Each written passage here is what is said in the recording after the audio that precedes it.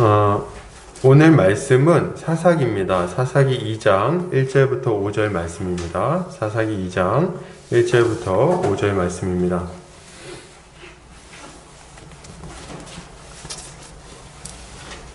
제 성경으로는 구약성경 362페이지에 있습니다. 제가 봉독해 올리겠습니다. 여호와의 사자가 길갈에서부터 보김으로 올라와 말하되 내가 너희를 애굽에서 올라오게 하여 내가 너희의 조상들에게 맹세한 땅으로 들어가게 하였으며 또 내가 이르기를 내가 너희와 함께한 언약을 영원히 어기지 아니하리니 너희는 이 땅의 주민과 언약을 맺지 말며 그들의 제단들을 헐라하였거늘 너희가 내 목소리를 듣지 아니하였으니 어찌하여 그리하였느냐. 그러므로 내가 또 말하기를 내가 그들을 너희 앞에서 쫓아내지 아니하리니 그들이 너희 옆구리에 가시가 될 것이며 그들의 신들이 너희에게 올무가 되리라 하였노라. 여호와의 사자가 이스라엘 모든 자손에게 이 말씀을 이름해 백성이 소리를 높여 운지라. 그러므로 그곳을 이름하여 보김이라 하고 그들이 거기서 여호와께 제사를 드렸더라. 아멘. 사사기 2장 1절에서 5절까지 보김을 넘어 참된 회개로 라는 제목으로 말씀 보도록 하겠습니다. 이번 주는 종려주일입니다. 종려주일은 주님이 어린 나귀를 타고 예루살렘에 입성하신 것을 기념하는 절기라고 할 수 있겠어요. 그래서 우리가 마가복음 볼 때 한번 또 이렇게 살펴보긴 했는데요. 주님의 예루살렘 입성을 성경은 굉장히 중요하게 다루고 있습니다. 이게 왜 중요한 걸까요?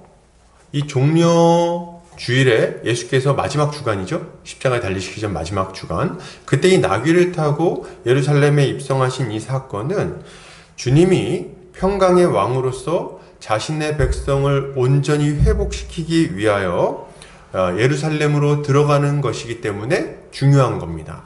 그래서 중요한 거예요. 예수께서 우리 모두의 왕이신 예수 그리스도께서 그 백성들을 친히 다스려서 회복시키기 위해 들어가시는 이 예루살렘으로 등극하시는 그 장면을 보여주는 것이기 때문에 우리가 이 절기를 중요하게 여기는 거예요. 이제 주님은 자신의 공생의 사역을 마무리하시고 택한 모든 사람을 자신에게로 이끌어 회복시키기로 결단하셨습니다. 그래서 주님은 왕으로서 나귀를 타시고 공식적으로 아주 공적으로 예루살렘에 들어가시는 거예요. 왕으로서 들어가시는 겁니다. 이것은 온 세상의 왕이신 예수께서 예루살렘에 올라 그 통치를 실현하심으로 자신의 나라를 회복시키실 것임을 아주 분명하게 보여주는 장면인 거예요. 그래서 대관식 같은 거라고 생각하시면 됩니다. 옛날에 구약으로 좀 비견하자면 다윗 왕 때에 법궤가 예루살렘에 들어가는 장면이라고 생각하시면 좀 이해가 되실 거예요. 진정한 왕이 예루살렘에 들어와서 그 하나님의 백성들을 다스리신다는 의미가 이제 있는 거거든요. 자, 그러면 주님은 자신의 백성을 어떻게 회복시키시는 걸까요? 주님은 죄로 말미암아 하나님과 멀어져 있는 자신의 백성들을 위해 친히 십자가에 오르십니다. 그리고 그곳에서 우리가 받아야 할 모든 저주를 받으심으로 하나님과 멀어져서 죄와 비참 가운데 뒹굴고 있던 우리를 하나님께 나아갈 수 있게 만들어 주시는 거예요. 예, 우리가 살아날 수 있는 길을 열어 주신다는 거예요. 이제 누구든지 이 예수, 평강의 왕이신 예수 그리스도를 믿기만 하면, 그분의 십자가를 붙들기만 하면 모든 죄를 사함받고 하나님 앞에 나아가 하나님과 함께 거할 수 있는 자가 되는 것입니다. 왕이신 그분을 마음에 영접하고 그분의 통치에 순종하며 살기만 하면, 그렇게 하기만 하면 우리의 삶은 놀랍도록 회복되게 되는 거예요. 여러분, 예수를 믿는다는 건 이런 겁니다. 예수 그리스도를 믿음으로 말미암아 그분이 우리를 위해서 받으신 저주를 우리의 것으로 삼아 그분 저주를 받아 우리의 저주는 사라지게 되는 거죠. 그리고 그분은 믿음으로 말미암아 그분과 연합해서 그분의 순종을 우리의 것으로 삼고 그 순종을 힘입어 하나님 앞에 나아갈 수 있게 되는 거예요. 그리고 하나님 나라의 모든 복을, 예수 그리스도 안에 이만큼 모든 하나님 나라의 복을 함께 나누어 받게 되는 거죠. 그래서 우리가 예수를 믿기만 하면, 그분을 영접해드리기만 하면, 그분을 왕으로 삼아 살아가기만 하면 우리 마음속에 있는 모든 고통과 슬픔과 그 모든 무질서함, 혼란은 사라지게 되는 겁니다. 왕이신 주님이 다스려 주시니까 이게 가능해지는 거예요. 그래서 실제로 예수를 믿으면요, 삶이 바뀌게 돼 있어요. 어떻게 바뀝니까? 혼란스럽고 불평하고 짜증나고 그냥 고통스러운 그 삶에서 질서 잡히고 균형 잡히고 단정해지고 그리고 안정감 있는 삶으로, 여유 있는 삶으로 바뀌게 됩니다. 왜요? 우리의 주인이 바뀌기 때문에 그래요. 우리의 인생을 다스리는 원칙이 바뀌기 때문에 그렇습니다. 그래서 이 왕이신 예수 그리스도를 우리의 마음속에 모셔드리는 것은 이렇게 중요한 일인 거예요. 그리고 이렇게 우리 마음 가운데 우리 주님을 모셔드리면 하나님은 우리의 기도에 비로소 응답하실 거예요. 그래서 우리의 인생에 필요한 것들을 채워주시고 우리를 악한 대적들로부터 지켜주시며 우리가 영생에 이르기까지 충만한 능력을 계속해서 공급해 주시겠죠. 이것이 주께서 자신을 믿는 자들에게 주시는 참된 평강인 겁니다. 할렐루야. 종료주일에 이런 것들을 좀 많이 생각했으면 좋겠어요. 오늘은. 그래서 내가 주님을 영접해 드렸는가? 주님이 내 왕이신가? 내 마음에 우리 주님이 입성하셨는가? 뭐 이런 것들 많이 생각하시면 좋겠습니다. 자, 그러면 주께서 주시는 이러한 복을 우리는 어떻게 받아 누릴 수 있을까요? 이 놀라운 복 어떻게 받아 누릴 수 있을까요?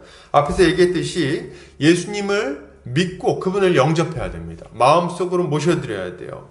믿음으로 말이죠. 십자가 앞에서 우리의 죄를 회개하고 자복해야 됩니다. 이게 굉장히 중요한 거예요. 하나님 앞에 우리의 죄를 인정하고 은혜를 구해야 되는 거예요. 그리고 이제 우리 인생의 주도권을 좀 내려놓고, 여러분 좀 버거우니까 내려놓으세요. 내려놓고 예수 그리스도께 우리 인생의 주도권을 맡겨드리는 겁니다. 이게 우리에게 요구되는 거예요. 그리고 주님께 순종하기 위해 이게 잘 안 되거든요.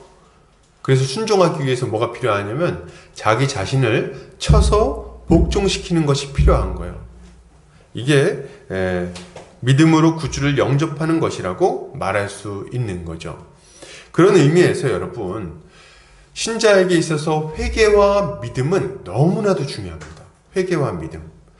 우리의 죄를 회개하고 예수 그리스도를 믿고 그리고 그분의 다스림에 순종하며 살아가는 것. 이게 신자의 인생의 중심부에 있는 거예요. 가장 중요한 삶의 모습이라고 할 수 있겠죠. 이거는요, 여러분, 예수님을 안 믿다가 처음 믿을 때 크게 한 번 일어나는 일이기도 하지만 그게 끝은 아닙니다. 방향전환이 그때 일어나요. 근데 그 이후에도 우리의 삶 가운데 계속해서 회개와 믿음이 나타나야 되는 거예요. 왜냐면 한 번에 모든 게 다 바뀌지 않거든요. 그래서 예수님을 믿고 방향성이 바뀐 이후에도 우리는 계속해서 옛사람의 모습으로 죄된 옛 삶으로 돌아가고자 하는 강력한 중력을 느끼게 돼요. 계속 또 넘어지고 계속 또 죄를 짓고 이런 삶이 반복되거든요. 그래서 뭐가 필요하냐면 날마다 회개하고 날마다 예수를 믿고 날마다 예수 그리스도에게로 나아가는 삶이 요구되는 거죠. 이게 너무나도 중요한 거예요. 그런데 이 시대에는 이 중요한 회개와 믿음에 대한 오해가 참 많이 있다는 생각을 하게 됩니다. 좀 많이 있는 것 같아요. 그래서 회개 이렇게 얘기하면 회개가 뭔가 생각할 때 뭐 이런 생각하는 거죠. 그냥 하나님한테 잘못했다고 비는 거지 뭐 이렇게 이런 거 있잖아요. 잘못했어요 이렇게 얘기하는 거. 그 정도? 약간 피상적인 이런 것들 이 정도 수준으로 좀 이해를 하는 거예요. 혹은 죄를 지었을 때 슬퍼하면서 우는 거. 뭐 이런 거. 슬퍼하면서 우는 거. 어떤 이들은 또 이런 얘기도 막 합니다. 회개해봐야 어차피 죄를 지으니까, 또 죄를 지니까 회개할 필요가 없다고까지 말하는 사람을 저는 봤어요. 회개해봐야 어차피 또 죄를 지니까 회개하지 말고 있다가 죽기 직전에 한번 회개하면 된다. 약간 이런 게 굉장히 효율적이죠. 몰아서 한 번에 하겠다. 약간 이런 어떤 그런 생각을 막 하고 하는데 참 답답합니다. 혹은 하나님께 회개하면 모든 죄를 용서받기 때문에 이웃들에 대한 책임은 없다고까지 주장하는 사람들이 있어요. 그래서 뭐 영화 중에 밀양이라든지 뭐 이런 영화에 보면 그런 오해가 잘 나오죠. 그래서 자기가 용서하지 않았는데 자기에게 너무 큰 죄를 지은 사람이 찾아가서 내가 용서하려고 찾아왔다 그랬더니 한다는 말이 난 벌써 하나님께 용서받았기 때문에 아무 문제가 없습니다. 이렇게 얘기해버리는 정말 어처구니 없는 이런 말들이 막 이제 나오는 거예요. 이건 다 회개에 대한 오해에서 비롯된 거죠. 이런 여러 가지 오해가 성도들로 하여금 참된 회개에 이르지 못하도록 막는다는 생각이 듭니다. 그래서 하나님께 용서받고 하나님이 주시는 새로운 삶을 살아가기가 힘들게 만드는 거예요. 그래서 교회를 다님에도 불구하고 계속해서 그리스도가 약속하신 복을 못 누린다는 거죠. 이게 문제예요. 여러분, 저는 예수를 믿는 우리 모두가 하나님께서 약속하신 복을 충만하게 누렸으면 좋겠습니다. 우리의 삶이 변화됐으면 좋겠고요. 그리고 죄에서 떠나 의로운 삶을 살아가며 가치 있게 인생을 좀 보냈으면 좋겠어요. 좀 인생에 소소한 고통과 어려움들이 있지만 하나님께 기도하며 이겨내고 어려움이 찾아와도 흔들리지 않는 안정감 있고 여유 있는 그런 인생을 살아냈으면 좋겠다는 거예요. 그런데 이런 회개에 대한 오해는 이런 삶을 힘들게 만드는 거예요. 그래서 우리가 오늘 이 회개에 대한 오해를 좀 살펴보고 바로잡고 참된 회개가 무엇인지에 대해서 좀 생각해보는 시간을 가지려고 합니다. 오늘 본문을 통해서 이런 것들을 잘 배우는 우리 모두가 되길 바랍니다. 자, 오늘 본문을 좀 살펴볼 텐데요. 이 사사기 말씀은 참 이 회개에 대한 이야기를 다루기 좋은 본문이라는 생각이 들어요. 오늘 첫 장면은 여호와의 사자가 길갈에서부터 보김이라는 곳으로 올라와서 하나님의 말씀을 전하는 장면으로 시작이 됩니다. 그렇죠? 1절 여호와의 사자가 길갈에서부터 보김으로 올라와 말하되 이렇게 시작을 해요. 그래서 여러분, 보김의 위치가 어딘지는 좀 정확하게 말하기는 어려워요. 근데 이제 길갈이 요단강 바로 옆에 쪽에 있거든요. 요단강 있고 여기 지중해가 이렇게 있다고 하면 요단강 바로 옆에 보김이 있어요. 이게 그 길갈이 있어요. 그리고 길갈 조금 아래쪽에 여리고성이 있습니다. 그래서 이스라엘 백성들이 요단강을 건너서 처음 도착한 곳이 길갈이에요. 그리고 이 보김은 어디냐면 여기서부터 올라갔다고 하니까 올라가는 산맥이니까 이렇게 서쪽으로 올라가는 겁니다. 올라가는데 거기 뭐가 있냐면 한쪽에 실로가 있고 요 아래쪽에 이제 베델이 있어요. 그 사이쯤이 되지 않나 이렇게 예상합니다. 어떤 분들은 베델이라는 얘기를 합니다. 베델 근처다 이렇게 얘기하기도 해요. 이 위치가 굉장히 의미심장하다는 생각을 저는 합니다. 사실 여기서 이 사람이 어디서 올라왔는지 우리가 알 필요가 있어요? 여호와의 사자가 나타나서 말했다 이러면 되잖아요. 그죠? 근데 본문에서 굳이 어디서부터 올라와서 어디쯤에 이르러가지고 얘기했다 이런 얘기가 나오거든요. 그래서 이 위치를 좀 살펴보니까 위치가 좀 의미가 있는 곳들인 거예요. 여러분, 길갈이 어디입니까? 이스라엘 백성들이 창이란 요단강을 건너서 처음으로 도착한 곳이고 이곳에서 광야 생활로 인해 할례 받지 못했던 하나님의 백성들이 할례를 받았어요. 이 일에 대해 하나님은 이렇게 말씀하십니다. 여호수아 5장 9절이에요. 여호와께서 여호수아에게 이르시되 내가 오늘 애굽의 수치를 너희에게서 떠나가게 하였다 하셨으므로 그곳 이름을 오늘까지 길갈이라 하느니라.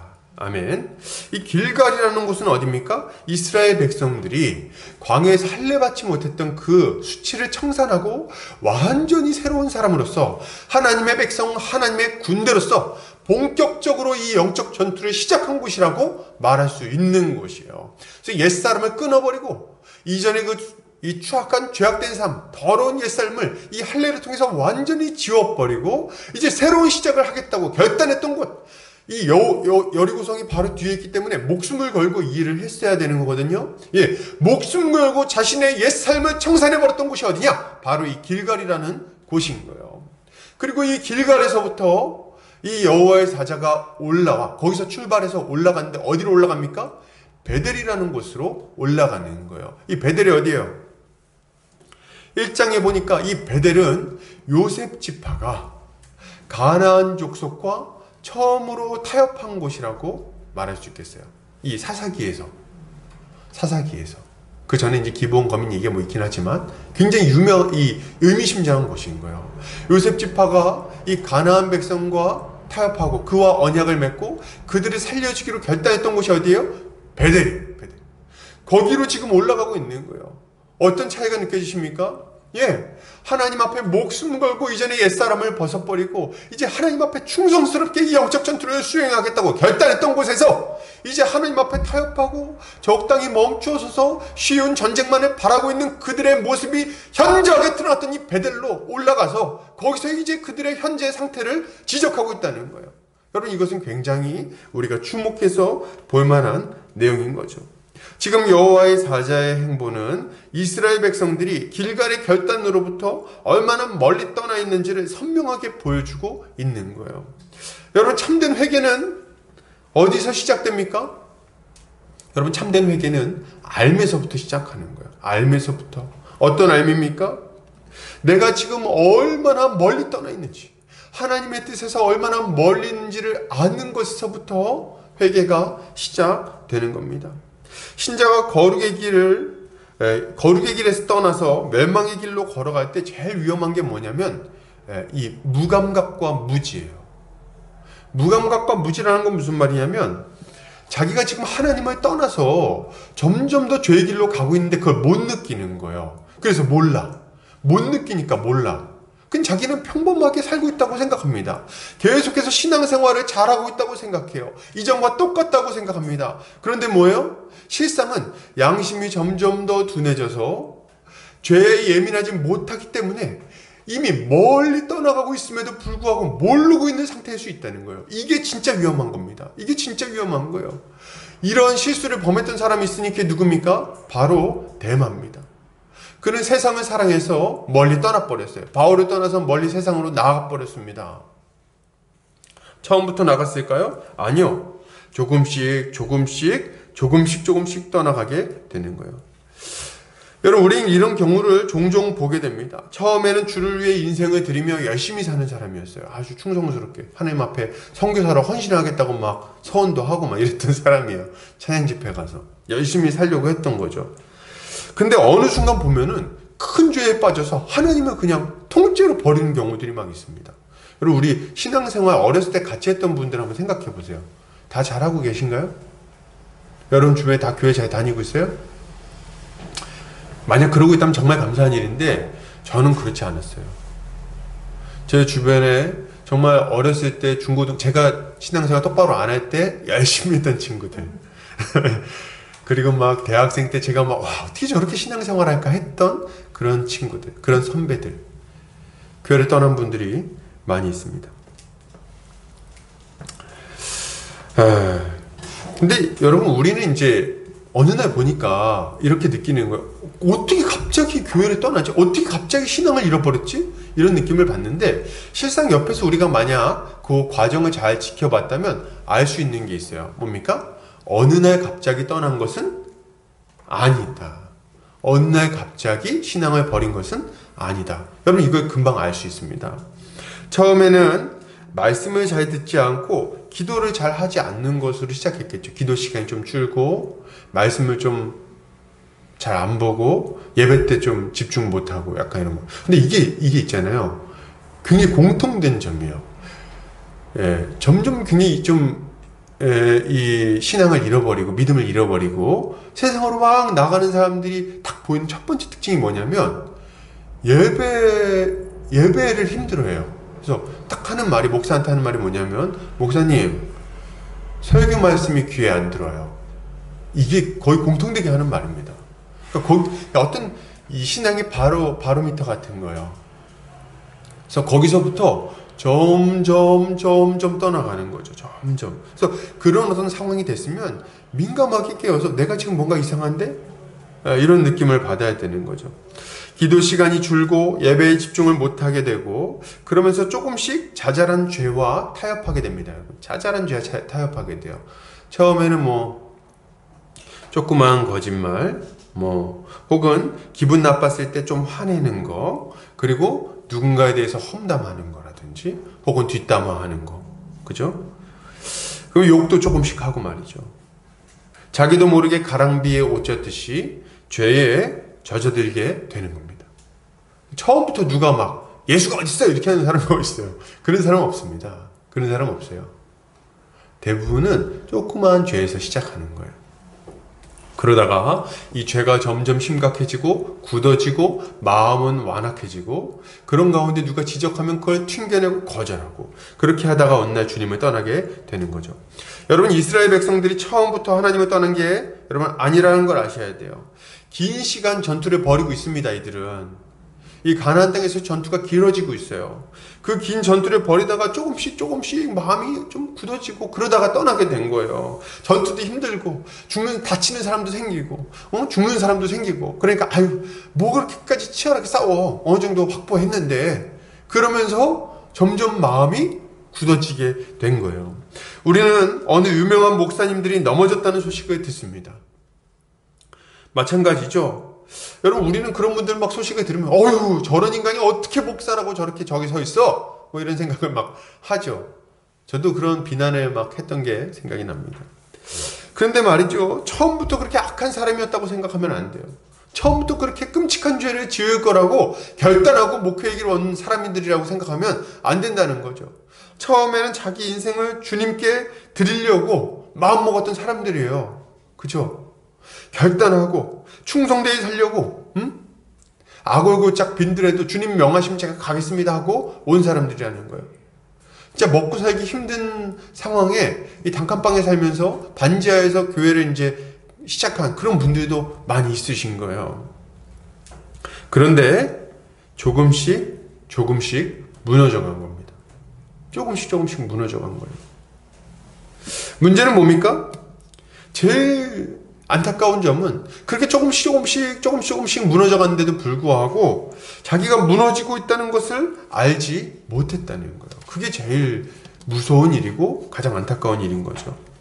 그렇기 때문에 우리 주님께서 우리를 살리고자 할 때 가장 먼저 하신 일이 뭔지 아십니까? 우리 주님이 우리 살리려고 마음 먹으시고 우리에게 회복을 주시고자 할 때 가장 먼저 하시는 일은 이러한 우리의 상태를 깨닫게 하시는 거예요. 깨닫게 하시는 거. 말씀의 빛을 비춰주셔서 우리의 불순종을 드러내시고 감춰진 죄악들과 골마버린 우리의 삶의 단면들을 보여주는 겁니다. 얼마나 멀리 떠나 있는지, 얼마나 하나님의 뜻에서 상관없는 삶을 살고 있는지 그걸 보여주시는 거예요. 여러분, 이렇게 주님의 말씀이 우리에게 임할 때 이것은 고통스러운 일이지만 여러분 외면하면 안 됩니다. 그 고통스러운 일이에요. 그런 말 하는 사람도 싫어져요. 그러나 그럴 때 우리는 그걸 외면하지 말고 현실을 직시해야 돼요. 그럴 때 회복을 기대할 수 있는 거죠. 여호와의 사자는 이스라엘 백성들에게 하나님 말씀을 전합니다. 뭐라고요? 내가 너희를 애굽에서 올라오게 하여 내가 너희의 조상들에게 맹세한 땅으로 들어가게 하였으며 또 내가 이르기를 내가 너희와 함께한 언약을 영원히 어기지 아니하리니 너희는 이 땅의 주민과 언약을 맺지 말며 그들의 제단들을 헐라하였거늘 너희가 내 목소리를 듣지 아니하였으니 어찌하여 그리 하였느냐. 그래서 우리 주님이 이스라엘 백성들이 뭘 잘못했는지를 조목조목 알려주십니다. 알려주세요. 그래서 먼저 뭘 얘기하십니까? 야, 내가 너네에게 베푼 은혜를 한번 생각해봐라. 어디서 건져내셨다고요? 애굽에서 올라오게 했다. 이렇게 얘기하죠. 그러니까 굉장히 단순하게 설명해요. 애굽에서 올라오게 하여 너희 조상들에게 맹세한 땅으로 들어가게 하였으며, 이렇게 한 문장으로 나오는데 여러분 이 과정을 한번 생각해 보세요. 어떤 과정이요? 이스라엘 백성들은요 400년간 노예 생활을 했습니다. 애굽의 그 아주 힘든 그 노역을 감당하면서 고통스럽게 부르짖었어요. 이집트 왕자라는 그 만화 영화 같은 거 애니메이션 보면은 아주 그냥 그 장면이 잘 나오죠. 진흙을 이겨가지고 벽돌을 만들고 굽고 그 커다란 바위돌을 그냥 짊어지고 그 높다란 피라미드 꼭대기까지 그걸 쌓아 올리는 아주 지난하고 고통스러운 그 작업을 계속해서 자기 인생 가운데 했고, 자기 애들은 어느 날 갑자기 잡혀가가지고 나일강에 던져져서 악어밥이 되고, 그런 일들을 막 경험하며 살고 있었습니다. 그런데 하나님께서 그들의 부르짖음을 들으시고 자신의 종 모세를 보내어 그들을 그 애굽 땅에서 건져주신 거예요. 어떻게 해요? 애굽의 10대 재앙으로, 10대 재앙으로 그들을 치시고 그들의 손에서 그들을 건져주신 겁니다. 그리고 창이란 이 아주 거대한 홍해 바다를 반으로 갈라서 마른 땅으로, 바다 가운데 있는 마른 땅으로 건너게 하시고, 그로 말미암아 애굽의 모든 군대의 손에서 완전히 자유함을 얻게 만들어 주셨죠. 광야에서 40년 동안 만나와 메추라기를 주셨고요, 반석을 쳐서 물이 나오게 하셨어요. 그들을 구름 기둥과 불 기둥으로 지켜주셨고, 그들이 안전하게 생활할 수 있도록 지켜 보호하셨습니다. 그리고 그들이 그 광야 여정을 행하는 가운데 신발이 닳지 않도록 지켜주셨어요. 이 모든 일을 누가 하셨느냐? 우리 주 예수 그리스도, 하나님께서 이 일을 하셨다는 거예요. 하나님께서 이들을 지키시고 이렇게 인도해 주셨습니다. 그리고 약속대로 맹세한 땅, 가나안 땅으로 들어가게 하신 거죠. 여러분, 이런 은혜를 쭉 얘기를 해주시는 거예요. 하나님이 얼마나 큰 은혜를 베풀어 주셨는가. 그러고 나서 이제 무슨 얘기를 하십니까? 그런데 그런 은혜를 받았으면 마땅히 뭐가 필요한 거예요? 마땅히 순종이 필요한 거예요. 마땅히 하나님 명령에 따르며 살아가야 되는 겁니다. 우리 주님은 이렇게 큰 은혜를 받았음에도 불구하고 너희가 어떻게 이렇게 불순종할 수 있느냐, 이걸 지금 지적하고 계신 거예요. 그리고 조목조목 지적하시는데, 내가 너희와 함께한 언약을 영원히 어기지 않겠다고 했는데 너희는 이 땅의 주민과 언약을 맺지 말며 그들의 제단을 헐라했는데 너희가 내 목소리를 듣지 않았다. 어떻게 이렇게 할 수가 있느냐, 이렇게 죄를 지적하시는 거죠. 이스라엘 백성들은 하나님의 약속에도 불구하고 하나님의 명령에 불순종했습니다. 여기 보면은 지금 이 땅의 주민과 언약을 맺지 말라 그랬는데 언약을 맺었죠. 그래서 이 1장 뒷부분에 보면 힘이 강해져가지고 가나안 족속을 쫓아낼 수 있는 상황이 됐는데도 쫓아내지 않고 어떻게 만들어요? 노예를 만들어요. 그래가지고 그들을 계속 그들 가운데 살아가도록 만들어버립니다. 그러니까 이 언약을 맺어버렸어. 근데 얘네들이 언약을 맺는 데서만 멈추지 않았어요. 여기 보면은 지금 얘네들이 뭐도 안 했어요? 그들의 제단들을 헐라고 했는데 이 제단도 헐지 않았다는 거예요. 이건 뭘 의미합니까? 제단을 헐지 않았다는 거는 지금 이들의 그 우상 숭배하는 문화를 깨끗하게 청산하지 않았다는 거예요. 그리고 거기에 조금씩 물들고 있다는 것을 보여주는 말인 겁니다. 그래서 이 사람들이 지금, 이 이스라엘 백성들이 계속해서 그들의 죄 가운데 거하고 있다는 것을 지적하고 있는 거죠. 그리고 하나님은 불순종한 이스라엘 백성들에게 엄중한 선고를 내리십니다. 그러므로 내가 또 말하기를 내가 그들을 너희 앞에서 쫓아내지 아니하리니 그들이 너희 옆구리에 가시가 될 것이며 그들의 신들이 너희에게 올무가 되리라 하였노라. 아멘. 여러분, 하나님은 지금 왜 이런 책망을 하시는 겁니까? 지금 이 얘기를 왜 하시는 거예요? 왜 하시는 걸까요? 이유 너무 뻔하지 않습니까? 돌이키라는 거예요.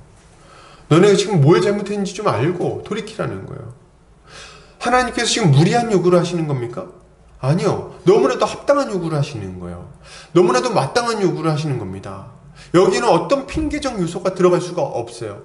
이스라엘 백성들은 맨날 핑계를 대요. 뭐라고 핑계댑니까? 하나님, 철병거가 너무 무서워요. 걔네들은 골짜기에 거주하고 있어요. 걔네들은 거인족이에요. 우리 싸움이 너무 길어졌는데 지쳤어요. 힘들어요. 언제까지 싸워야 돼요? 이 싸움 좀 적당히 하고 잠깐 쉴래요. 핑계도 많고 할 말도 너무 많아요. 걔네들이 거인족이라고요? 여러분, 언제는 걔네들이 작아가지고 전쟁이 이겼습니까? 걔네들이 성벽이 높다고요? 언제는 성벽이 낮아가지고 점령했냐는 거예요. 여리고는. 여러분, 걔네들이 철병거가 있다고요? 언제는 철병거가 없어서 점령했습니까? 얘네들은 원래부터 하나님의 은혜가 아니면 절대로 들어갈 수 없는 자들인 거예요. 근데 그 강대한 애굽의 군대를 다 물리치고 광야 생활 40년을 다 버티고, 그리고 창이란 요단강을 건너서 강대한 여리고성을 무너뜨리고 무수히 많은 왕들을 점령한 게 이들의 능력이 아니라 하나님의 능력이었으면 지금도 하나님을 믿고 순종해야죠. 근데 왜 이렇게 변명을 많이 하냐는 거예요. 변명에 변명이 되냔 말이에요. 하나님 지금 뭘 얘기하고자 하는 겁니까? 변명하지 말고 회개하고 돌이켜라. 이걸 요청하고 있으신 거예요. 여러분, 하나님께서 우리의 죄를 드러내실 때 우리가 가져야 될 합당한 모습은 뭡니까? 그거는 우리의 죄를 솔직하게 인정하고 자복하는 거예요. 변명하지 않아야 돼요. 철병거가 있어서 혹은 뭐 성이 높아서 여러분 이런 말 하지 않아야 됩니다. 이런 어리석은 고집은 고통을 크게 만들 뿐인 거예요. 고통을 크게 만든다. 이러저러한 이유를 자꾸 대지 말아야 되는 거죠. 왜요? 하나님은 우리의 사정을 이미 잘 알고 계시고 이런 사정을 잘 알고 계시기 때문에 약속을 이미 주셨어요. 어떤 약속? 내가 너희와 함께 하겠다. 내가 너희가 전쟁을 벌이는 가운데 함께 하겠다. 이 약속은요, 한 번도 철회된 적이 없어요. 여전히 함께하고 계십니다. 그러니까 우리 핑계댈 게 아니라 잘못한 거 인정하고 그 솔직하게 고백하고 다시금 이 영적 전쟁을 싸우겠다고 결단해야 되는 거예요. 이게 우리가 가져야 될 마땅한 모습인 거죠. 여러분, 여기에 보면은 뭐라고 말합니까? 여기 보면은 이제 우리 주님이 이렇게 얘기하죠. 야, 내가 그들을 너희 앞에 쫓아내지 아니하리니 그들이 너희 옆구리에 가시가 될 것이며 그들의 신들이 너희에게 올무가 되리라 하노라. 이렇게 얘기하시잖아요. 저주입니다, 저주. 고통스러운 일이 이제 계속해서 반복될 거란 얘기예요. 여러분, 우리가 죄를 짓고 나면요, 고통이 있어요. 죄는 우리에게 고통을 가지고 옵니다. 삶에 계속해서 우리 인생 가운데 어그러짐을 만들어내요. 그래서 그 죄 문제 때문에 계속 고통스럽고 아프고 막 그렇단 말이죠. 그 죄 문제를 완전히 털어버리기 전까지는 그 고통이 계속 있습니다. 여러분, 우리가 회개하고 주님 앞에 똑바로 살 때는 여러분 이스라엘 백성들 보세요. 사사기를 보면 이스라엘 백성들이 하나님 앞에 순종할 때는 이방 민족이 가시가 됩니까? 안 됩니까? 그때는 안 돼요. 그때는 고통스럽지 않아. 근데 얘네들이 불순종하면 어떻게 돼요? 똑같은 문제가 또 생겨. 또 고통스러운 거예요. 여러분, 이거 잘 배우셔야 돼. 이거 정말 중요한 영적 어림입니다. 하나님이 우리 인생 가운데 고통을 남겨두신 이유가 있어요. 우리 가운데 아픔이 계속해서 찾아오는 이유가 있다고. 그 이유가 뭡니까? 죄 때문인 거예요.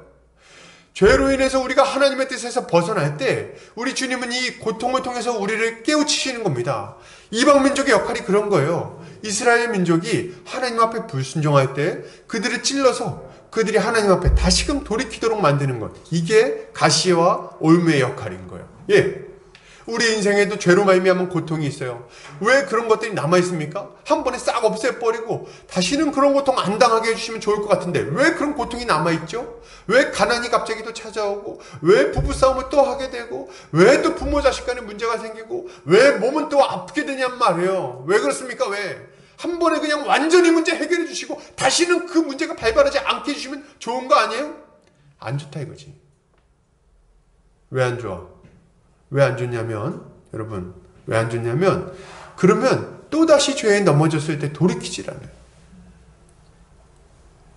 우리 가운데 가시를 남겨주셔서 계속해서 우리의 죄를 지적하시고 돌이키기를 원하시는 거예요. 그래서 우리 인생 가운데 이 가시 같은 아픔들이 남아 있는 겁니다. 여러분, 제가 지금 무슨 얘기를 하고자 하는 겁니까? 가시 같은 아픔들이 있으니까 그냥 가볍게 인정해라 뭐 이런 얘기 하려는 겁니까? 아니죠. 아니죠. 제가 지금 하고 싶은 말은 아주 분명합니다. 여러분, 하나님께서 우리를 아프시게 할 때 죄를 솔직하게 고백하고 돌이키세요. 그리고 그 고통에서 벗어나기 위해서 죄에서 떠나시기 바랍니다. 이게 우리가 가져야 될 태도예요. 가시가 계속 찌르는데 그거 그냥 내버려두고 아유 이거 어쩔 수 없는 가시야. 아유 우리 인생이 원래 그런 거지. 그렇게 하라는 게 아닙니다. 이스라엘 백성들 주님께 순종할 때 이 가시가 아프게 하지 않았어요. 언제 아프게 합니까? 불순종할 때. 불순종할 때. 또다시 똑같은 죄에 넘어졌을 때. 그러니까 우리 주님 앞에 솔직하게 우리 죄를 자복하고 그 죄에서 떠나기를 애쓰시기 바라요. 가시는 우리 주님이 선물인 줄 아시기 바랍니다. 저주가 아니라 선물이에요. 우리 하나님께서 이스라엘 백성들을 만약에 정말 저주하고자 했으면 가시를 남겨두실 필요가 없어요. 이방 민족들을 남겨두실 필요가 없어요. 왜요? 내버려두면 알아서 완전히 망할 지경까지 가거든요. 그럼 또 다른 하나님의 도구를 들어서 가나안 백성들이 진멸시켰던 것처럼 똑같이 진멸시키면 그냥 끝인 거예요. 근데 하나님은 그렇게 안 하십니다. 가시를 남겨두셔서 계속해서 고통스러워하면서 돌이키게 만드시는 거예요. 여러분 이걸 알고 우리 주님의 은혜를 생각하면서 죄에서 떠나는 우리 성도님들 되시기를 주의 이름으로 축복합니다. 그러면 이렇게 주의 말씀을 듣고 자신의 죄인됨을 알게 된 자는 좀 이 하나님의 말씀에 어떻게 좀 반응해야 될까요? 이 회개는 어떤 반응이 좀 나와야 됩니까? 한번 좀 같이 살펴보도록 하겠습니다. 이스라엘 백성들은 여호와의 사자가 한 말을 듣고 오늘 본문에 보니까 소리 높여 웁니다. 소리 높여 울어요. 그죠? 4절 여호와의 사자가 이스라엘 모든 자손에게 이 말씀을 이름에 백성이 소리를 높여 운지라. 크게 울었던 것 같아요. 그리고 그곳을 그들이 막 울었던 장소를 우는 자들이라는 뜻을 가진 복임이라고 부릅니다. 그러니까 복임이라는 단어가 뜻이 우는 자들이라는 뜻이에요. 그래서 하나님의 책망을 받고 이들이 이제 가나안 족속과 계속해서 고통스러운 동거가 이제 계속될 거란 얘기를 듣고 이들이 막 아주 크게 웁니다. 크게 통곡하면서 막 울어요. 왜 울었을까요? 하나님 말씀을 듣고 깊이 찔렸을 수도 있고 또 더 이상 가나안 민족을 완전히 쫓아내지 못할 것이라는 그 소식 때문에 실망했을 수도 있고 혹은 그들이 이제 가시가 돼갖고 계속 찔릴 거라는 말 때문에 이제 걱정과 염려에 빠졌을 수도 있겠죠. 제 생각엔 아마 이 모든 생각이 복합적으로 작용하지 않았겠나 그 정도 생각을 해봅니다. 그래서 아무튼 이들은 자신들의 잘못을 생각하면서 깊이 후회하고 슬픔의 눈물을 막 흘립니다. 아이고 하나님 그래서 막 울어요. 크게 울었어요. 오늘 여기 모인 사람 다 울었던 것 같아요. 그리고 이렇게 슬퍼하고 통곡한 이후에 그곳에 모여서 하나님께 제사를 드리죠. 여러분 성도님들 여기까지 말씀을 들으면 무슨 생각이 드세요? 어떤 느낌을 받으세요? 이런 느낌을 받아요. 저는 맨 처음 이 본문 볼 때 이제 회복이 일어나겠구나. 이제쯤 얘네들이 정신을 차렸구나. 이런 생각을 좀 했어요. 그래서 얘네들 가운데 계속해서 이스라엘 백성 가운데 회복과 번영. 그래서 이스라엘 민족들이 그 다음에 이렇게 운 다음에 가나안 족속과 싸워서 그들을 다 쫓아냈더라. 이런 승리의 소식이 이어서 나올 거라고 기대를 했어요. 이들의 눈물과 회개는요, 이스라엘이 다시 회복할 수 있을 것 같은 느낌을 준다는 거예요. 그런데 여러분 이후의 성경을 보면 아시겠지만 안타깝게도 그런 회복은 일어나지 않습니다. 그런 회복이 전혀 일어나지 않아요. 하나님도 이들의 회개를 받지 않으세요. 아무 언급이 없으세요. 아무 언급이 없어. 이들의 회개에 대해서. 왜 그렇습니까? 이들이 통곡하면서 눈물로 기도했는지는 모르지만 그렇게 막 울었는지는 모르지만 자신의 죄된 삶을 바꾸지는 않았어요. 전혀 바꾸지를 않았습니다. 이들은 여전히 전쟁을 멈추고 있었고요. 제대로 전쟁 안 하고 지지부진하고 있었고 여전히 이방 민족들을 자신의 노예들로 사용하고 있었고 여전히 그들이 만들어 놓은 신상과 제단을 부수지 않고 있어요. 복임 이후에 그들의 신상과 제단을 부쉈다는 이야기가 나옵니까? 안 나와요. 이방 민족들을 노예로 쓰는 거에서 이제 그만하고 다 쫓아냈다는 얘기 나옵니까? 안 나와요. 안 나와. 그러니 이들의 회개가 의미가 있습니까? 한만 운다 해도 이게 의미가 있냐는 거예요. 이들의 눈물은 이들의 완악함을 그냥 드러낼 뿐인 거예요. 이들은 하나님께 제사를 드렸는지는 모르지만 하나님은 이들의 제사를 받지 않으십니다. 당연한 거예요. 주님 말씀하십니다. 이사야서 1장 11절에 15절이에요. 한번 보세요. 주보 뒷면입니다. 여호와께서 말씀하시되 너희의 무수한 재물이 내게 무엇이 유익하뇨? 나는 순양의 번제와 살찐 짐승의 기름에 배불렀고 나는 수송아지나 어린 양이나 순염소의 피를 기뻐하지 아니하노라. 너희가 내 앞에 보이러 오니 이것을 누가 너희에게 요구하였느냐? 내 마당만 밟을 뿐이니라. 헛된 죄물을 다시 가져오지 말라. 분향은 내가 가증히 여기는 바요. 월삭과 안식일과 대회로 모이는 것도 그러하니 성회와 아울러 악을 행하는 것을 내가 견디지 못하겠노라. 내 마음이 너희의 월삭과 정한 절기를 싫어하나니 그것이 내게 무거운 짐이라. 내가 지기에 곤비하였느니라. 너희가 손을 펼 때에 내가 내 눈을 너희에게서 가리고 너희가 많이 기도할지라도 내가 듣지 아니하리니 이는 너희의 손에 피가 가득함이라. 이게 우리 주님 말씀이신 거예요. 하나님은 송아지의 피나 기름을 구하시는 분이 아니에요. 그런 거 먹고 기뻐하시는 분이 아니라는 거예요. 이방신들이나 재물 받고 좋아하죠. 하나님은 재물 받고 좋아하시는 분이 아닙니다. 뭐가 부족해서 배가 고파서 뭘 구하시는 분이 아니라는 거예요.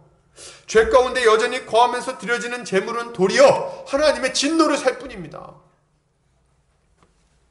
돌이킴 없이 드려지는 제사가 무슨 의미가 있겠어요? 성전 마당만 밟을 뿐인 거죠. 우리 주님이 말씀하십니다. 우리 주님이 받으시는 제사는 뭡니까? 시편 51편 17절입니다. 하나님께서 구하시는 제사는 상한 심령이라. 하나님이여 상하고 통회하는 마음을 주께서 멸시하지 아니하시리이다. 이게 우리 주님이 원하시는 회개인 거예요. 참된 회개는 뭡니까? 상한 심령을 가지고 통회하는 마음으로 하나님께로 돌이키는 거죠. 이게 우리 주님이 원하시는 제사인 거예요. 자신의 죄를 미워하고 슬퍼하며 깊이 후회할 뿐 아니라 거기서 벗어나기로 굳게 결단하는 것, 그리고 돌아서는 것까지, 그 모든 것을 포함하는 게 회개입니다. 만약 슬픔의 눈물을 흘린 이후에 여전히 죄에 머무르고 있다면 여러분, 그건 하나님이 받으실 만한 회개가 아니라는 거예요. 여러분, 우리가 참되 주님 앞에 회개할 때 눈물과 슬퍼하는 감정은 동반될 수 있어요. 대부분 동반됩니다. 죄가 너무 고통스럽고 그 죄에 빠진 자신이 너무 어리석게 느껴지고 죄에 다시 빠지기 싫은 그 아주 간절한 열망, 이런 것들이 눈물로 나오는 거예요. 정말 그 죄를 혐오하는 감정. 근데 이건 되게 자연스러운 건데 거기서 멈추면 의미가 없어요. 그렇게 하고 나서 또 죄를 진다고요? 그 무슨 의미가 있어요, 그게? 그 오히려 하나님을 조롱하는 거 아닙니까? 말로는 잘못했다고 하면서 행동으로는 죄를 짓는다면 그 입술의 고백을 참되다고 말할 수 있겠습니까? 여러분, 너무 많은 사람들이 슬퍼하는 감정과 회개를 동일시하고 있어요. 눈물을 흘리면서 기도하고 나면 아무 문제 없이 하나님께서 그 회개를 받으실 거라고 생각합니다. 그러나 그렇지 않아요. 자신의 죄를 미워하고 후회하고 슬퍼할 뿐만 아니라 이런 눈물의 기도 이후에 변화가 따라와야 돼요. 그것이 하나님께서 받으실 만한 회개입니다. 회개는 여러분 돌이킴을 의미해요. 돌이킴.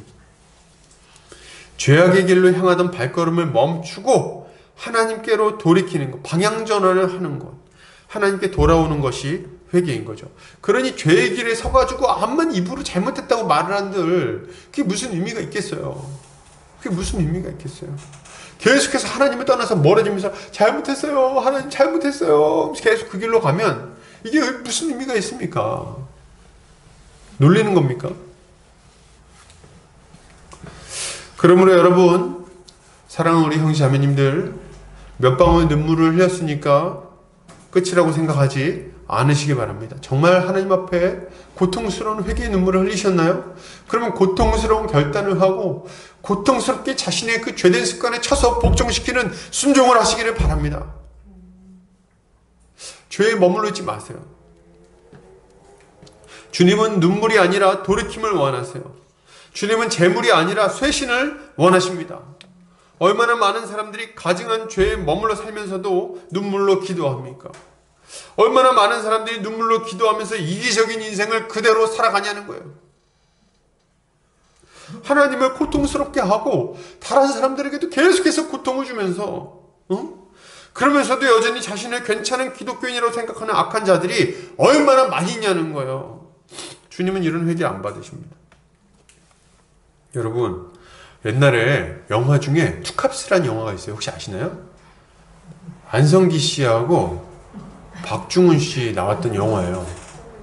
근데 이제 이 안성기 씨가 굉장히 인상 깊은 장면이 하나 나와요. 그게 투캅스라는 영화에서 뭐냐면 안성기 씨랑 안성기 씨가 부패경찰입니다. 부패경찰인데 맨날 뒷돈 받고 막 협박하고 막 이런 사람이에요. 근데 이 사람이 교회를 다녀요. 큰 교회 다녀요. 근데 교회를 가는데 특별히 그 장면이 다 아주 제 뇌리에 깊숙이 자리 잡고 있어요. 재밌는 장면이었는데 이 안성기 씨가 그렇게 나쁜 짓을 하고 나서 주일에 교회를 갑니다. 그 앞에서 목사님이 여러분 죄 가운데 머물지 마십시오. 죄를 돌이키십시오. 막 이렇게 얘기하는, 죄 회개하십시오. 막 이렇게 얘기하는, 이분이 이렇게 안성기가 이렇게 하고 아멘 막 이렇게 합니다. 할렐루야 이렇게 합니다. 그 장면이 영화에 딱 담겨져 있거든요. 이게 그때 당시에 정말 센세이션을 일으켰어요. 교회를 다니는 신자들의 모습을 세상 사람들이 볼 때 어떻게 보는지를 보여주고 있는 거예요. 그러고 나서 딱 그 예배 드리고 나와서 깨끗한 마음으로 또 죄를 져요. 아주 홀가분한 마음으로. 깨끗해졌으니까. 이게 그냥 조롱으로 끝났으면 좋겠는데 이게 너무 현실인 거라. 교회에서 막 그냥 굴고 그냥 너무 좋은 집사님, 너무 좋은 성도님, 너무 좋은 형제님, 자매님인데 세상에 나가면 악덕업주, 세상에 나가면 폭력적인 사람, 세상에 나가면 이기적이고 자기밖에 모르는 아주 같이 상종하기 힘든 사람으로 살아간다는 거죠. 이걸 생각해 볼 때 우리는 세례 요한의 외침을 좀 주목해서 들을 필요가 있어요. 세례 요한이 뭐라고 말합니까? 요한이 세례받으러 나오는 무리에게 이르되 독사의 자식들아 누가 너희에게 일러 장차올 진노를 피하라 하더냐. 그러므로 회개에 합당한 열매를 맺고 속으로 아브라함이 우리 조상이라 말하지 말라. 내가 너희에게 이르노니 하나님이 능히 이 돌들로도 아브라함의 자손이 되게 하시리라. 아멘. 세례 요한이 이렇게 말하잖아요. 이 독사의 자식들아 누가 너희로 회개에 장차의 진노를 피하라고 말해주느냐. 그런 마음이 정말 있어? 지금 이 사람들이 시비 걸러 나온 게 아니거든요. 바리새인들하고 이 사람들이 시비 걸러 나온 게 아니라 회개하러 나온 거예요. 회개의 세례를 듣고. 근데 회개하러 나온 사람들한테 이렇게 말하는 거예요. 이 나쁜 놈들아, 니네가 지금 회개하러 나왔어? 니네 그렇게 못된 짓거리, 세리, 죄인, 창기들 욕하면서 그들과 똑같은 짓을 하면서 너네 지금 이렇게 회개하러 나와서 이 독사 같은 놈들아, 너네가 회개에 합당한 열매를 맺지 못하면 하나님께서 너희의 회개를 받지 않으실 거야.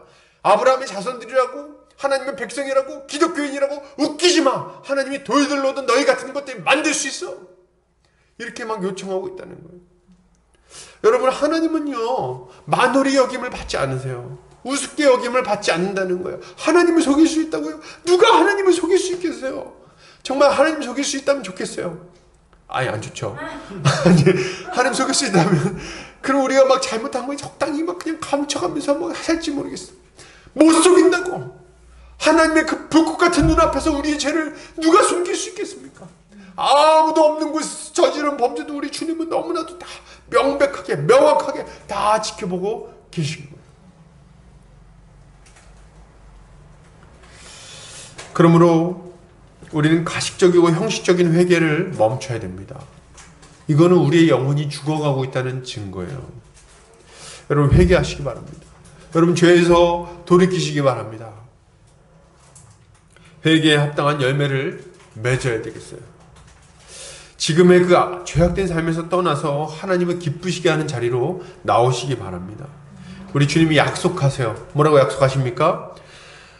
에스겔 33장 19절입니다. 만일 악인이 돌이켜 그 악에서 떠나 정의와 공의대로 행하면 그가 그로 말미암아 살리라. 우리 주님이 약속하십니다. 이것이 멸망을 피해 회복으로 나아가는 참된 회개의 모습인 거예요. 이렇게 회개하는 성도님들 되시기를 바랍니다. 계속해서 보겠습니다. 오늘 이스라엘 백성들은 눈물의 회개 이후에 그 장소를 우는 자들이라는 뜻의 복임이라고 이름 짓죠. 그리고 그곳에서 하나님 앞에 제사를 드립니다. 언뜻 보면 회개 이후에 제사를 드리는 것이니까 절차적으로나 형식적으로 아무 문제가 없이 잘하고 있다는 생각이 듭니다. 이들은 아주 모범적으로 하나님 앞에 제사를 드리고 있는 거예요. 그런데 문제는 뭡니까? 하나님께서 이들이 제사를 받지 않으셨다는 데 문제가 있는 거죠. 왜요? 이들이 제사의 형식은 지켰을지 모르겠지만 제사의 의미는 이해하지 못하고 있었기 때문에 그렇습니다. 그리고 이 제사에 합당한 삶을 살지 않았기 때문에 그래요. 여러분 제사는 뭡니까? 제사는 범죄한 죄인이 하나님 앞에 나아가기 위해서 드리는 것인데요. 그러니까 자신의 죄를 용서받고자 할 때 하나님 앞에 드리는 게 제사입니다. 제사의 형식은 죄를 지은 죄인이 제물을 성막으로 끌고 가요. 이때 당시는 성막이죠. 성전이 아니니까 성막으로 끌고 가요. 뭐 수소나 양이나 수양 뭐 이런 걸 끌고 갑니다. 자기 재정 상태에 따라서 달라요. 끌고 갑니다. 그리고 되게 흠이 없는 애를 데리고 가야 돼요. 데리고 가서 그 제사장한테 자기 죄를 고백합니다. 제가 이런저런 죄를 지었습니다. 그럼 제사장이 이제 기도하시오. 이렇게 하면은 제물의 머리 위에 자기 오른손을 얹고 기도해요. 하나님, 제가 이러저런 죄를 지었는데 제 죄가 이 소에게, 이 제물에게, 양에게 옮겨지기를 바랍니다. 이렇게 기도를 합니다. 그리고 나서 이 제사장의 인도를 따라서 이 제물을 끌고 이 제물 잡는 곳을 데려가요. 소나 양을. 그리고 가서 거기서 이 제물을 잡는데요. 이때까지는 흠도 없고 깨끗한 애였는데 내 죄가 넘어갔으니까 얘는 이제 어떤 게 된 겁니까? 죄소 혹은 죄양 이런 게 된 거예요. 그래서 이제 죄를 지었으니까 죽여야 되는 거예요. 그래서 어떻게 하냐면 배를 가르고 그 안에 있는 내장이랑 이런 똥이랑 이런 거 다 갖다 버리고, 그리고 목을 자르고, 그리고 사지 각을 떠가지고 다 벌리고 껍데기 다 벗기고, 그리고 그 완전히 피를 철철 흘려서 대접에 받고 그걸 제사장한테 넘겨줍니다. 그럼 제사장이 그걸 가지고 가서 이제 그거를 번제로 하나님 앞에 올려드리는 거예요. 피를 막 뿌리고 단에 바르고, 그러고 이제 번제드려서 완전히 불태워서 죄도 안 남도록 없애버리는 겁니다. 이 과정을 통해서 하나님이 제사를 통해서 우리에게 알려주시는 것이 두 가지가 있어요. 뭡니까? 이 제사를 드리는 사람들이 알아야 되는 게 뭐냐면 이 제사를 통해서 두 가지를 알아요. 첫 번째, 죄가 얼마나 끔찍한 것인가, 죄의 결과가 무엇인가를 아는 거예요. 보세요. 내가 몇 년 동안 키웠던 이 돌리 이런 애들, 이 돌리 같은 애들 막 데리고 가가지고 내 암양 새끼 그냥 아유 이쁘다 막 하면서 얘 끌고 다니면서 먹이고 했던 애 있잖아요. 아주 털도 하얗고 깨끗한 애. 걔를 끌고 가요. 걔를 막 어디 가요 주인님 이렇게 끌고 가가지고 이제 막 걔를 가서 걔는 순진무구한 그 눈망울을 쳐다볼 거 아니에요. 그 머리에 손을 얹고 막 기도해. 내 죄가 넘어가길 바랍니다. 그러면서 얘를 끌고 갑니다. 그래서 어떻게 해요? 애가 막 푸들푸들 하겠죠. 이렇게 하겠죠. 데려다가 이제 목을 이렇게 칼 가지고 목을 이렇게 탁 따는 거예요. 얼마나 막 그 죽는다는 거 알고 막 비명을 지를 거 아니에요. 그때 막 피 팍 튀면서 얼굴에 목을 따고 배를 가르고 막 부들부들 떨겠죠. 사지를 찢어가지고 피를 막 담고 껍질을 막 벗기고, 그 끔찍하잖아요. 그 장면이. 우리는 저기 푸죽간 가가지고 고깃집 가가지고 고기 써는 것도 보면 이런데 생선 한 마리 제대로 못 자르고 막 할 때가 많지 않습니까? 막 바닥바닥 튀고 이러면. 근데 내가 키워온 그 양을 말이죠. 그 피가 막 온몸에 튀고 막 그런 거를 갖다가 이제 고상하고 거룩하고 그런 게 어디 있어요 거기에. 이 죄로 말미암은 끔찍한 죽음을 자기 손으로 계속 맛보고 있는 겁니다. 그리고 그 죽은 죄를 지은 그 양이 말이 죽은 다음에도 그냥 가지 않아. 그 앞에 하나님 앞에 막 그 진노의 불길이 그걸 태워가지고 완전히 잿더미가 되도록 그렇게 태워버리는 거예요. 그걸 보면서 원래 그 자리에 누가 있어야 돼요? 원래 목이 잘리고 이 배가 갈라지고 사지가 찢어지고 피를 철철 흘리면서 죽어야 되는 게 누굽니까? 그 저주스러운 죽음을 죽어야 되는 게 누구냐는 거예요. 그게 바로 나구나. 이걸 알아야 되는 거예요. 그리고 나서 어떻게 합니까? 나 대신 저 양이 죽는구나. 이걸 배워야 되는 거죠. 그리고 그 양이 죽는 걸 배울 때 이 양의 죄는, 양과 염소의 생명은 우리의 생명을 대신할 수 있어요? 없죠. 우리가 양과 염소보다 훨씬 귀하니까. 근데도 불구하고 그 양과 염소를 드린 이유가 있어요. 뭘 알리려고 하는 겁니까? 양과 염소의 피를 통해서, 그 죽음을 통해서 장차 우리를 위해서 한 생명이 대신 드려질 것을 알게 하는 거예요. 나 대신 한 생명이 대신 드려짐으로 나의 죄가 용서받게 될 것이구나. 이거를 알게 하려는 거예요. 이게 이 제사예요. 이 제사. 그래가지고 이 제사를 드리는 자는 이 그리스도를 바라보게 되는 거죠. 자신의 끔찍한 죄를 생각하게 하고, 그리고 자신 대신 죽으실, 장차 오실 메시아, 그분을 소망하게 되는 겁니다. 이게 이 제사의 의미인 거예요. 그리고 이 제사의 성격상 이후에 따라오는 삶의 모습 또한 너무나도 분명한 겁니다. 이 제사에 합당한 삶의 모습은 뭘까요? 여러분 너무 분명해요. 뭐냐면 제사에 합당한 삶은 죄를 미워하고 의를 행하는 삶을 살아가는 겁니다. 이게 너무나도 합당한 삶의 모습인 거예요. 여러분, 제사를 통해서 드려지는 제물은 결국 자신이 죄로 인해서 죽어야 되는데 자신 대신 한 생명이 드려진다는 것을 보고 배우는 것 아닙니까? 그죠? 그럼 그거 볼 때마다 우리는 뭘 아냐면 원래는 지금 이 죄 때문에 내가 죽었어야 돼. 근데 나 대신 저 죄물이 대신 죽는구나. 그러니까 나는 살았다. 좀 노골적으로 얘기해 볼까요? 여러분, 이 제사를 드릴 때마다 내가 죽었다가 살아난 사람이라는 걸 알게 되는 거예요. 내가 지금 죽었다 살았구나. 내가 오늘 한번 죽었구나. 내가 죄 때문에 하나님 앞에 완전히 죽어버렸구나. 죄된 옛사람이 지금 저 끔찍한 죽음을 당해서 지금 저 불타서 완전히 없어져 죽어버렸구나. 그리고 나는 오늘 새 생명을 얻었구나. 이걸 아는 거예요. 예, 신자들이 알아야 되는 것도 너무나도 분명한 거예요. 뭘 알아야 됩니까? 뭘 알아야 돼요? 내 죄 때문에 예수께서 저렇게 끔찍한 십자가의 죽음을 죽으셨으니 내가 지금 저 십자가에 못 박혀서 함께 죽는구나. 그리고 저분의 부활하심으로 말미암아 함께 살아났구나. 내가 오늘 죽었다가 살아난 자가 됐구나. 이걸 알아야 된다는 거예요. 이걸 생각해야 된다는 거예요. 로마서 6장 4절에 뭐라고 말합니까? 그러므로 우리가 그의 죽으심과 합하여 세례를 받음으로 그와 함께 장사되었나니 이는 아버지의 영광으로 말미암아 그리스도를 죽은 자 가운데서 살리심과 같이 우리로 또한 새 생명 가운데서 행하게 하려 함이라. 예, 뭐라고 말합니까? 우리가 그리스도와 함께 죽었고 그와 함께 살아났다는 것을 이 십자가를 바라볼 때마다 우리가 알게 된다는 거예요. 그래서 우리는 하나님 앞에 회개할 때마다 뭘 생각해야 돼요?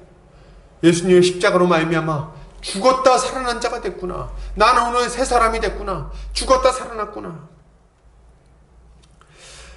여러분, 이렇게 새 생명을 얻은 사람은 어떻게 살아야 되겠어요? 어떻게 살긴요? 이 새 생명 가지고 하나님의 뜻에 합당하게 살아가는 건 너무 당연한 거 아닙니까? 죽었다 살아났으니까 새로운 삶을 살아가야죠. 이전과 똑같은 삶을 살아가는 건 여러분 있을 수 없는 일이에요. 자기를 죽음에 이르게 했던 그 죄를 똑같은 죄를 또 짓는다고요? 말도 안 되죠. 말도 안 되죠. 여러분, 사람이 물에 빠져서 거의 죽을 뻔하다가 살아나면요, 물 쳐다봐요, 안 봐요? 계곡 근처도 안 갑니다. 계곡 근처도 안 가요. 무서워서. 그죠? 죽다 살아났으니까. 여러분 똑같은 거예요. 죄 때문에 죽었다 살아났잖아요. 죽다 살아난 게 아니라 죽었다 살아났잖아요. 그럼 그 죄 근처에 갑니까? 안 갑니까? 안 가는 거예요. 무섭거든. 무섭잖아요. 그러니까 안 가는 게 정상인 거예요. 그리고 죽었다 살아난 사람들의 특징이 있어요. 뭡니까? 옛날하고 다른 삶을 살아간다는 거예요. 어떤 사람이 크게 아프다가 나오면요, 사람이 바뀌어요. 그죠? 그래서 아주 크게 아프거나 혹은 큰 사고를 만나거나 큰 일을 겪고 나면 사람이 바뀌어서 옛날에는 아주 완고하고 고집스럽고 아주 못된 짓하고 말도 함부로 하고 막 이랬던 사람도 그런 일 한번 겪고 나면 사람이 너그러워지고 좀 선해지고 그래요. 왜 그래요? 뭔가 배우는 거예요. 죽음 앞에서 뭔가 배운다고. 야, 죽음 앞에서 내 생이 얼마나 이때까지 어리석게 살았는가. 이제 그렇게 살지 말아야겠다. 이 생각한다는 거예요. 누구나. 여러분, 근데 우리는요, 회개할 때마다 이 생각을 해야 된다는 거예요. 믿지 않는 사람도 죽음 앞에서 뭔가를 배우는데, 여러분, 예수 그리스도를 믿고 새 생명을 얻은 사람들이 그 끔찍한 십자가의 죽음을 바라보면서 아무것도 못 배운다는 게 어떻게 말이 됩니까? 여러분, 배워야 돼. 그 끔찍한 죽음을 보면서 배워야지. 내가 지금 저기 십자가에 매달려서 물과 피를 다 쏟았어야 됐다는 걸 생각하면 삼짓해하고 배워야지. 그리고 이제 다시는 그 삶을 살지 않을 뿐만 아니라 어떻게 살아가야 할지를 고민하는 것이 마땅하다는 거예요. 이게 우리의 삶인 거죠. 그래서 우리가 어떻게 살아가야 될 것인가? 디도서에서는 우리 하나님의 뜻에 대해서 아주 분명하게 알려줍니다. 디도서 2장 14절 뭡니까? 그가 우리를 대신하여 자신을 주심은 모든 불법에서 우리를 속량하시고 우리를 깨끗하게 하사 선한 일을 열심히 하는 자기 백성이 되게 하려 하심이라. 아멘. 이게 우리가 살아가야 되는 삶의 모습인 거예요. 여러분, 죽다 살아나셨나요? 죄 때문에 망할 뻔했는데 예수님의 십자가 때문에 이제 거기서 빠져나오셨습니까? 좋아요. 하나님께 감사합시다. 그리고 그 죄에 머무르지 맙시다. 완전히 벗어나서 이제 완전히 새로운 삶을 삽시다. 우리 주님이 우리에게 새 생명을 주셨으니까 이제 완전히 새롭게 삽시다. 우리에게 새로운 기회가 주어졌어요. 그러니 어떻게 예전하고 똑같이 살겠어요? 새롭게 삽시다. 여러분, 우리가 살아야 될 모습이 무엇일까요? 완전히 새로운 삶, 하나님이 기뻐하시는 선한 일을 열심히 하는 삶이에요. 혹시 여러분 전에 부모에게 거역했나요? 이제는 부모를 공경하시기 바랍니다. 이제 그 삶은 끝났으니까. 죽었다가 살아났으니까. 여러분, 배우자와의 신의를 지키지 못했나요? 여러분, 그러면 그 죄를 회개하고 배우자를 지극히 사랑하고 가정을 지켜야 되겠어요. 지극히 사랑하시기 바랍니다. 여러분, 혹시 도둑질 하셨습니까? 도둑질? 여러분, 그러면은 이제 그 도둑질 그만하시고 이제 돈을 벌어서 수고해서 돈을 벌고 형제를 돕기 위해 애쓰시기 바랍니다. 여러분, 이전에 거짓말을 했나요? 이제 거짓말 멈추고 참된 것을 말하고 이웃을 위해 자기 자신의 것을 다 내어주는 삶을, 그런 삶을 살아야 되겠어요.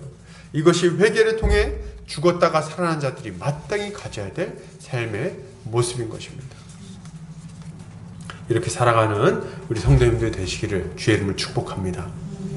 결론을 드립니다. 여러분, 우리를 망하게 하는, 우리를 고통스럽게 하는 죄를 회개합시다. 그리고 복되신 예수 그리스도를 굳게 믿고 그분의 의로우신 다스림 하에 살아갑시다. 눈물로 회개하고 나서 주님의 다스림을 거절하는 삶을 살아간다면 그 사람은 거짓말쟁이에요. 우리가 예수를 진실로 믿는다면 우리는 죽었다가 살아난 자들같이 새 생명 가운데 살아가게 될 것입니다. 이전과 같이 살 수 없어요. 이 새 생명을 낭비하지 말고 우리 주님의 기쁨을 위해 사용합시다. 이것이 신자가 가져야 할 마땅한 모습입니다. 한 주간 주님의 은혜로 승리하는 성도님들 되시기를 주의 이름으로 축복합니다. 같이 기도하겠습니다.